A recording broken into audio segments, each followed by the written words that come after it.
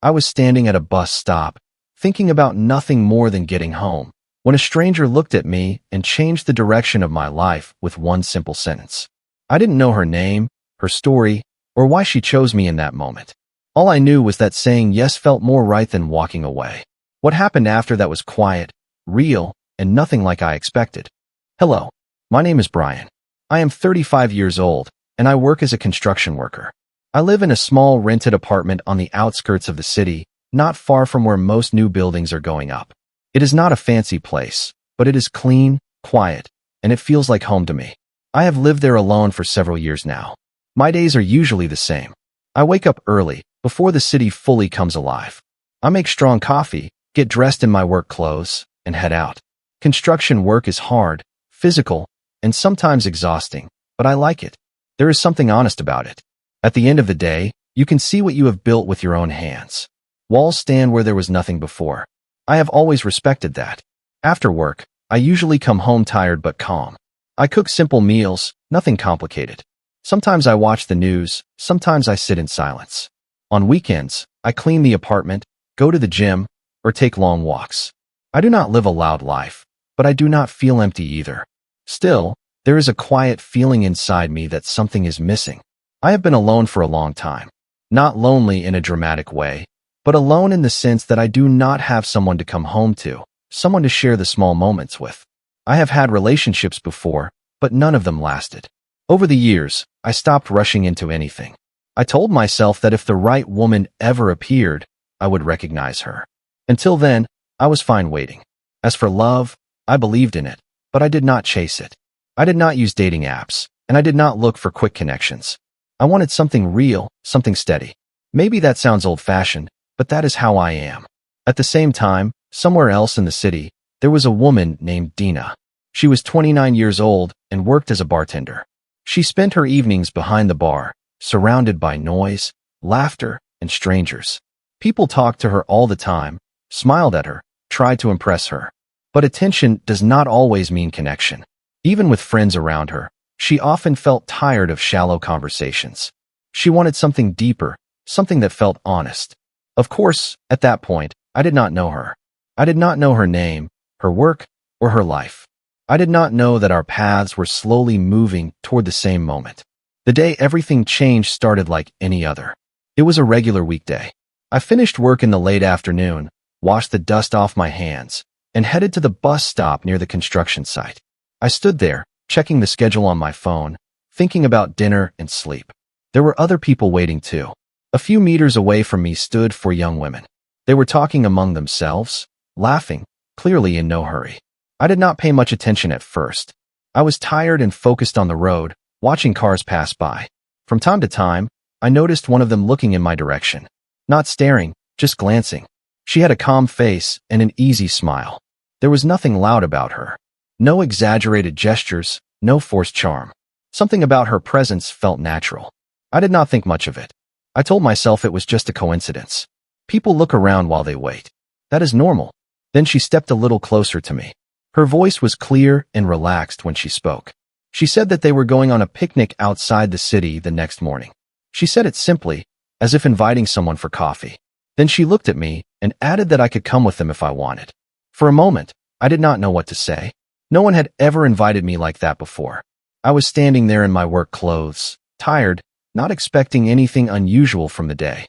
My first thought was that I should politely decline, that it would be strange to go somewhere with people I did not know. But while I hesitated, my mind was already somewhere else. I was already imagining the open air, the drive out of the city, her sitting nearby. I realized that I wanted to say yes more than anything else. Still, the words did not come right away. I told her that I needed to think about it. She nodded, not disappointed, not pushy. She took out her phone, gave me her number, and said they were leaving early in the morning. The bus arrived shortly after that. We went our separate ways. She returned to her friends, and I stepped onto the bus. As it drove off, I looked out the window and felt something unfamiliar but strong. I was still standing in my usual life, but my thoughts were already far ahead. I did not know her story yet, but I had a strange feeling that the most important chapter of my life had just quietly begun. When I got home that evening, nothing felt the same. The apartment looked exactly as it always did, but I could not relax. I put my keys on the table, took off my jacket, and stood there for a moment, listening to the silence. Normally, that silence calmed me. That night, it did the opposite. I tried to follow my usual routine. I washed my hands, started preparing dinner, turned on the light in the kitchen. But my thoughts kept drifting back to the bus stop, to her voice, to the way she had spoken to me without hesitation, without awkwardness. It felt natural, as if she had known me longer than a few minutes. I sat down to eat, but barely touched the food. My phone lay on the table next to my plate. Her number was saved there. Just a few digits, yet it felt heavier than anything else around me. I picked up the phone, put it down, picked it up again. I told myself I was overthinking everything, that it was just an invitation to a picnic, nothing more. But deep inside, I knew that was not true. I went to the living room and sat on the couch. I tried to watch television, but I could not focus. Every few minutes, my mind replayed the same moment. Her stepping closer, her calm smile, the way she said tomorrow morning, as if it was already decided. I realized that I had not felt this kind of excitement in years. Not the nervous kind, but something warmer, something steady. I asked myself why it affected me so strongly. I had met many people before. I worked with dozens of men every week. I talked to neighbors, cashiers, strangers. But this was different. With her, there was no pressure, no performance. Just a simple invitation and a quiet confidence behind it. As the evening went on, I started imagining the next day. I imagined waking up early, meeting them, leaving the city behind. I imagined sitting next to her, hearing her laugh, learning who she really was. These thoughts felt so real that I caught myself smiling for no reason. At the same time, doubt crept in. I wondered if I was being foolish. She did not really know me. I did not know her. Maybe she was just being friendly. Maybe the picnic would be awkward. Maybe I would feel out of place among her friends. I had spent so many years building a quiet, controlled life that the idea of stepping out of it felt risky. I stood up and walked around the apartment. I opened the window, letting in the cool evening air. Cars passed below, people went on with their lives. Everything outside looked normal, but inside me, something had shifted. I thought about what kind of man I wanted to be. I had always seen myself as someone reliable, someone who did not run away from opportunities. At work, when something needed to be done, I stepped forward. I did not hide behind excuses. And yet here I was, afraid to make a simple decision. That thought settled something inside me. I picked up my phone again and looked at her number. This time, I did not hesitate. I pressed call. The phone rang a few times. Each second felt longer than the last. Then I heard her voice. I introduced myself, told her it was Brian. My voice sounded steady, even though my heart was beating faster than usual. I said that I had thought about her invitation and that I would be there in the morning. I did not try to sound impressive. I did not add anything unnecessary. I simply said it the way I felt it. She sounded genuinely pleased. She told me where and when they were meeting. We talked for a few more minutes, nothing complicated. She wished me a good night, and I wished her the same. When the call ended, I sat there holding the phone, staring at the dark screen. A sense of calm washed over me. The decision was made. Whatever happened next, I knew I would not regret showing up. That night, sleep did not come easily. I lay in bed, staring at the ceiling, listening to the sounds of the city outside. My thoughts were full of images of the next day. The road out of town, the early morning light, her standing there, waiting. I imagined conversations we had not had yet. I imagined moments that did not exist yet, but felt close enough to touch. I realized something important during those quiet hours. It was not just excitement I felt. It was recognition, as if some part of me had already accepted that she would matter in my life. Not as a passing moment, but as someone who could stay. When morning finally came, I felt tired but alert. I got out of bed before my alarm rang. I stood by the window and watched the sky slowly brighten. For the first time in a long while, the future did not feel distant or abstract. It felt immediate, real, and full of possibility. I barely ate breakfast. Not because I was nervous in a dramatic way, but because my body felt like it was already outside, already moving. I made coffee, stood by the counter with the mug in my hands, and checked the time twice even though I already knew it. The city was still quiet. The kind of quiet that exists only early in the morning, when most people are still asleep and even the traffic sounds softer. I took a quick shower, shaved, and stared at my closet longer than I expected. I almost laughed at myself. I was a construction worker, not a man preparing for a photo shoot. Still, I didn't want to show up looking like I had just rolled out of bed. I chose clean jeans, a plain dark sweater, and my good jacket. Nothing flashy, just neat. Before leaving, I checked my phone again. Dina had sent the meeting point and time the night before. A small parking area near a tram stop on the edge of the city. She wrote, "We'll be there at 8. Don't worry, it's simple." Those words helped. Simple. That was the only thing I wanted. No pressure. No pretending. I left early and walked to the nearest stop. The air was cold enough to wake me up fully. My breath showed in front of me. The streets looked different in the morning. Less rushed. More honest. I stood there waiting, hands in my pockets, and told myself to stay calm. To treat it like any normal plan. But it didn't feel like any normal plan. When the bus arrived, I got on and took a seat near the window. My knee bounced slightly, and I forced myself to stop. I watched the city pass by and tried to think of practical things. What if I couldn't find them? What if they changed the location? What if this whole thing was awkward? Then I remembered Dina's voice, steady and natural, and the worries faded. I got off near the meeting point and walked toward the parking area. I saw a small group almost immediately. For women, like the day before, standing near 2 cars. One of them turned her head, and my heart reacted before my brain did. Dina. She looked comfortable in the morning light, like someone who belonged outside. She wore a simple coat and had her hair pulled back. No heavy makeup, no effort to impress. She looked at me, smiled, and lifted her hand in a small wave, as if we were already familiar. "You came," she said as I got closer. I said I would. I answered, and my voice sounded calmer than I felt. She introduced me to the others. Their names came one after another, and I did my best to remember them, but I'll be honest, my focus wasn't perfect. They were friendly, not suspicious, not overly curious. They smiled, said hello, asked if I wanted coffee. One of them handed me a paper cup from a thermos, like it was the most normal thing in the world to share coffee with a stranger at 8 in the morning. The small details made it feel real. The way they talked about who forgot the napkins. The way one of them complained about waking up early on a weekend. The way they argued lightly about which road to take. No one acted like I was an event. I was just there. Dina stood slightly closer to me than the others, not touching me, not making it obvious, but close enough that I noticed. She asked if I knew the area outside the city. I said I had worked on some houses out there, but I hadn't spent time there for fun. "Then today you'll see it differently," she said. We packed the cars. Bags, blankets, a cooler, folding chairs. I offered to carry the heavier things, and nobody argued. It was automatic for me. Dina watched me do it, and I saw something in her expression that looked like appreciation, not for the muscles, but for the instinct to help. They decided I would ride with Dina and one of her friends. Dina drove. I sat in the front passenger seat. Her friend sat in the back, already texting someone. The car smelled faintly like coffee and a clean air freshener. As we left the city, Dina kept the conversation easy. She asked about my work, and I told her the truth. That some days were rough, some days were satisfying, and that I liked being able to point at a building and say, "I helped build that." "And you live alone?" she asked carefully, as if she didn't want to cross a line. "Yes," I said.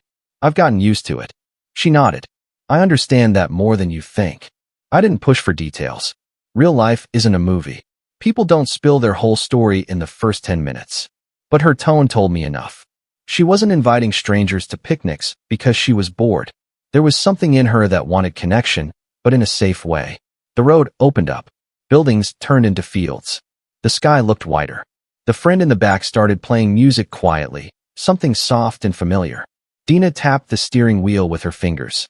The moment felt simple, and somehow that made it powerful. We arrived at a small green area near a lake. Not a tourist place, not crowded, just a clean spot with trees, open grass, and a path that led down to the water.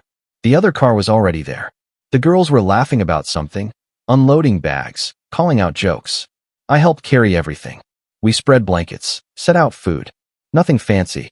Sandwiches, fruit, pastries, tea, a little homemade salad.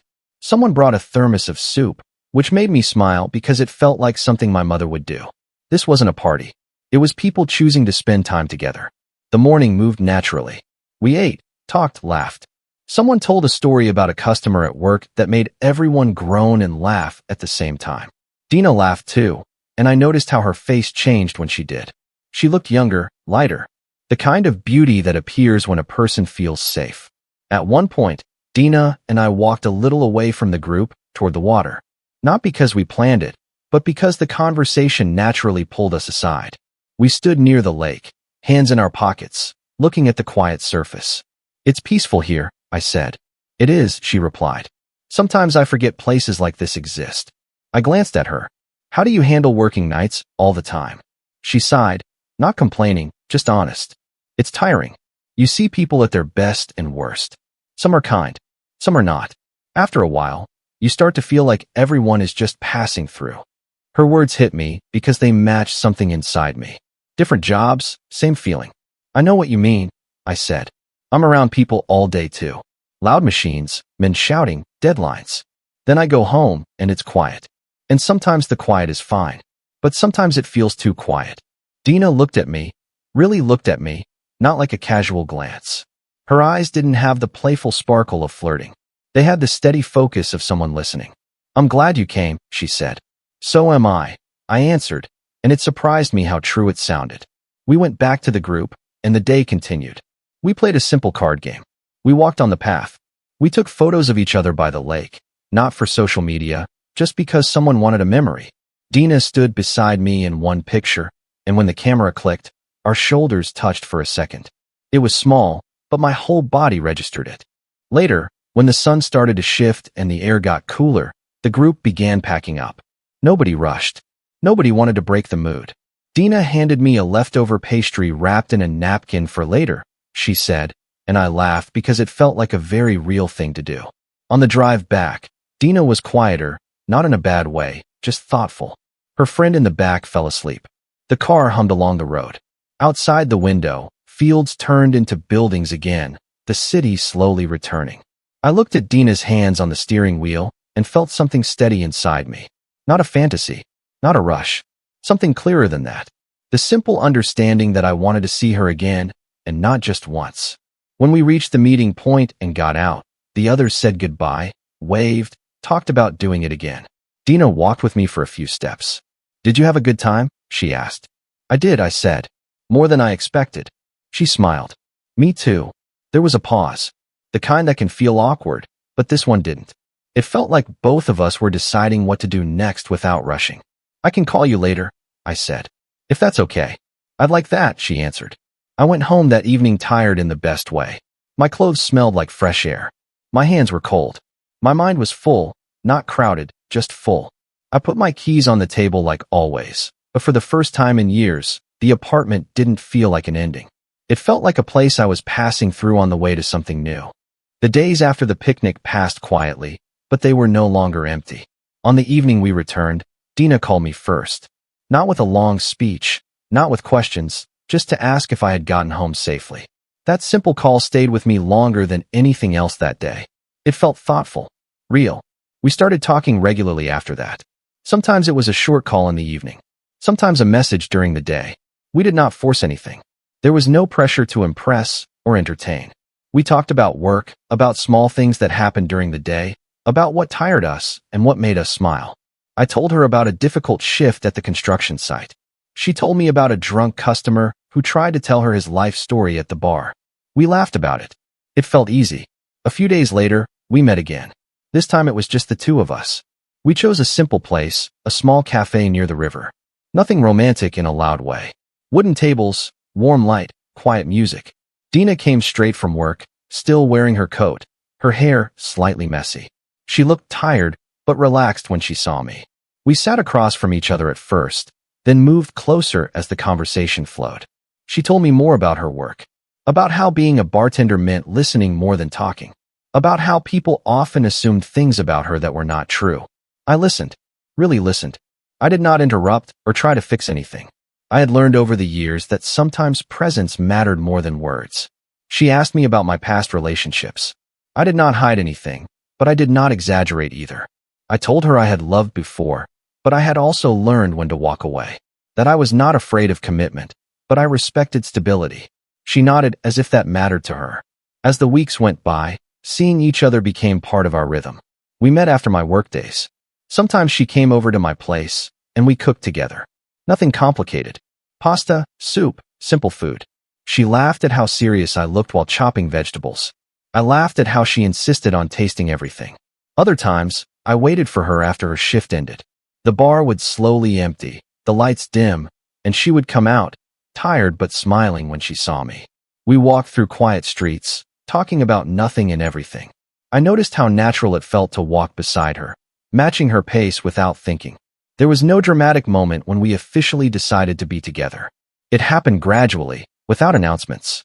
One evening, she stayed over, and in the morning she made coffee in my kitchen like she belonged there. Another day, she introduced me to a colleague as her partner without hesitation. It felt right. We learned each other's habits. She knew I liked silence in the morning. I knew she needed time to unwind after work. I respected that. She respected my early mornings and physical exhaustion. We did not try to change each other. We adjusted. Of course, real life does not stay perfect. We had small disagreements. About time. About schedules. About how tired we both were sometimes. But even in those moments, there was no shouting, no drama. We talked. We listened. We solved things like adults who wanted the same future. One evening, a few months after the picnic, we sat on the couch at my place. The window was open, and the city noise came in softly. Dina leaned against me, her head on my shoulder. It was quiet, comfortable. She said, almost casually, that she had never felt this calm with anyone before. I did not answer right away. I needed a moment to understand my own feelings. I realized that calm was exactly what I felt too. Not excitement that fades quickly, not fear of losing something, just calm certainty. From that point on, our plan slowly included the word we more often. We talked about trips, about moving in together one day, about what we wanted and what we did not. There were no unrealistic promises, just shared direction. Time passed, and one day, while we were walking through a familiar park, I stopped. Dina looked at me, surprised. I did not kneel right away. I did not rush. I told her how I felt, that I did not need a perfect moment, because life had already given me something better. Honesty. Then I asked her to marry me. She did not cry. She did not hesitate.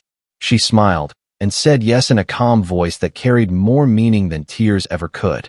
We got married some time later. Not in a grand hall, not with hundreds of guests. Just family, close friends, and the people who truly mattered. Dina wore a simple dress. I wore a suit that felt strange at first, but right when I stood next to her. When I looked at her that day, I thought back to the bus stop, to the moment when she stepped closer and spoke to me without knowing where it would lead. Life does not always announce important moments. Sometimes it whispers them quietly. I had been waiting for a bus. Instead, I found the woman I would spend my life with. Marriage did not change our lives overnight. It didn't turn everything into a celebration or erase tired days. What it did was give shape to something that had already been growing steadily between us. After the wedding, Dina moved into my apartment. We didn't rush to find a bigger place right away. We wanted to see how it felt to share the same space every day. At first, it was the small things that stood out. Her coffee cup next to mine in the morning. Her jacket hanging beside my work coat. The sound of someone else moving around while I got ready for work. We learned quickly that love in real life is built from habits. Dina learned my schedule and knew when not to talk in the early morning. I learned the signs that told me she needed quiet after a long shift at the bar. Some evenings we talked for hours. Other nights we sat together in silence, both tired, both content. There were challenges, of course. My work was still physically demanding. Some days I came home exhausted, hands sore, mind empty. Dina's job still meant late nights and unpredictable hours. Sometimes we missed each other by just an hour. But instead of letting that distance grow, we adjusted. We left notes. We sent short messages. We made time when we could. One evening, not long after we were married, Dina came home later than usual. I was already asleep. She didn't wake me, but in the morning, I found a note on the kitchen table. It said she was grateful for the life we were building and that she never regretted walking up to me that day at the bus stop. I stood there holding that piece of paper longer than necessary. Over time, we did move. We found a slightly bigger apartment closer to both my work sites and her bar. It wasn't perfect, but it was ours. We painted the walls together on a weekend, laughing when paint ended up where it shouldn't. We bought furniture slowly, choosing things we both liked. Nothing extravagant, just solid, comfortable, real. We still went on picnics. Sometimes alone, sometimes with friends. The same group of women from that first day joined us often. They like to remind us how everything started, and we never minded. Each time we drove out of the city together, it felt like returning to the beginning, not with nostalgia, but with gratitude. Years passed in a way that felt steady and honest. Dina eventually changed her work schedule, choosing fewer late shifts. I took on a supervisory role at the construction company, using my experience instead of just my strength. We supported each other's decisions, knowing that growth didn't mean leaving something behind, but building on it.